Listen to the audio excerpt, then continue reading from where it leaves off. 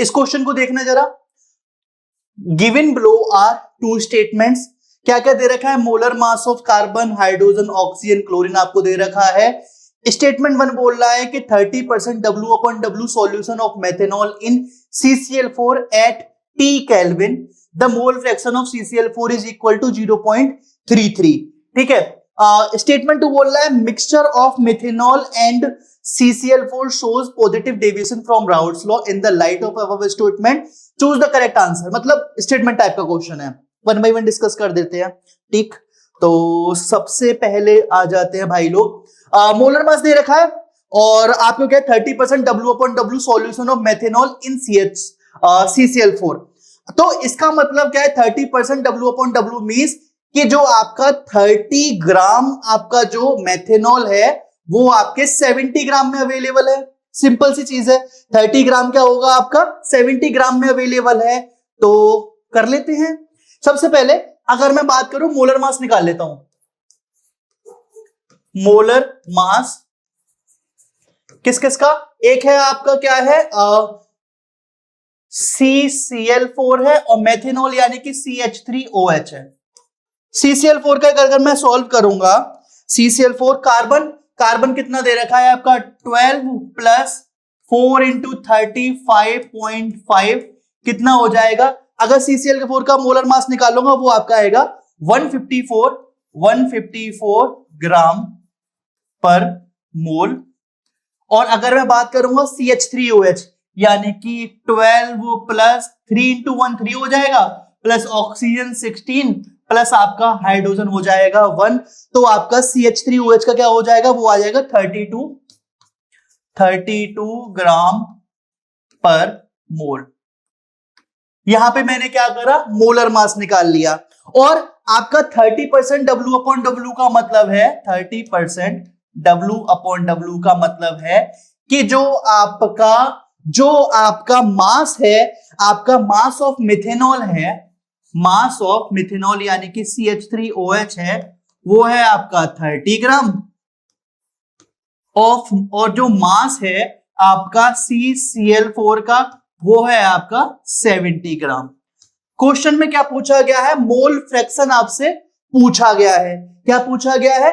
Mole fraction आपसे पूछा गया है। तो इसके लिए पहले मुझे क्या निकालना पड़ेगा? 1 बाय 1 सबका नंबर ऑफ मोल्स निकालना पड़ेगा। नंबर ऑफ मोल्स का फॉर्मूला क्या होता है भाई साहब? नंबर ऑफ मोल्स का फॉर्मूला होता है मास अपॉन मोलर मास। तो अगर मैं नंबर ऑफ मोल्स आपका CH3OH कर रहा हूं, number of moles of CH3OH, तो मास कितना निकला है मेरा? मास सबका निकला 30 gram divided by molar mass कितना निकला? 32 ही निकाला है हमने वहां से। आपका ये वैल्यू आ जाएगी 0.9375, ये हो जाएगी आपकी 0.9375 मोल। नंबर ऑफ मोल्स CH3OH ये निकल गया। और यही अगर मैं निकाल लूंगा number of moles of CCl4, मैं स्मॉल n करके लिख ले रहा हूं, number of moles of CCl4, मास कितना निकला था भाई? मास निकला था इसका 70 डिवाइडेड बाय मोलर मास 154, तो नंबर ऑफ मोल्स कितना निकल आएगा? नंबर ऑफ मोल्स इसका निकल जाएगा 0.4545 मोल। देखो कैलकुलेशन आपके हाथ में है, ठीक है, मैंने पहले से कैलकुलेशन करके रखी है, क्योंकि यहाँ पे 2 into 2 = 4 तो करना सिखाऊंगा नहीं मैं आपको, इतना तो मैं मान के चलूंगा, तो कैलकुलेशन मैंने कर रखी है। अब यहाँ पे अगर मैं टोटल नंबर ऑफ मोल्स निकालूं, क्या निकाल रहा हूं? Total number of moles.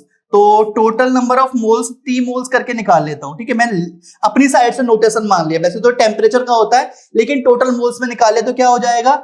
0.9375 plus 0.4545 कितना निकल आएगा आपका? कितना निकल आएगा? ये जब आप इसे सॉल्व करोगे ना तो टोटल नंबर ऑफ मोल्स आपके निकल आएंगे 1.392, ये आपके क्या निकल आएंगे? ये आपके निकल आएंगे टोटल नंबर ऑफ मोल्स।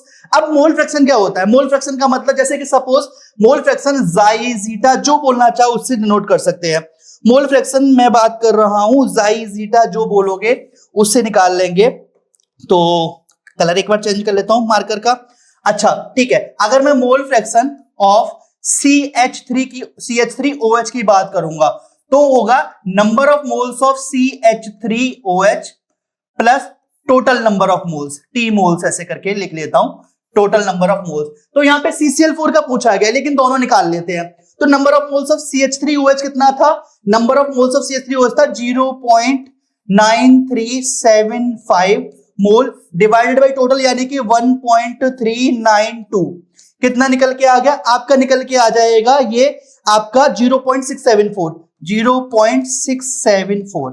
अच्छा, मोल फ्रैक्शन का एक रूल होता है, मोल फ्रैक्शन का एक सिंपल सा रूल है, दो अगर कंपोनेंट्स है, एक कंपोनेंट का पता है मोल फ्रैक्शन, तो दूसरे का 1 माइनस कर देंगे।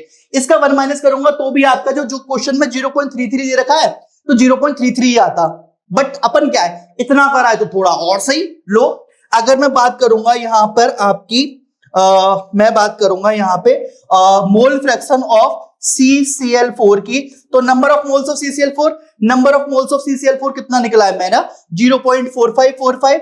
0.4545 डिवाइडेड बाय टोटल नंबर 1.392, ये आ जाएगा अप्रोक्सीमेटली आपका आएगा 0.326। 0.326 जो कि अप्रोक्सीमेटली इक्वल टू हो जाएगा 0.33 के।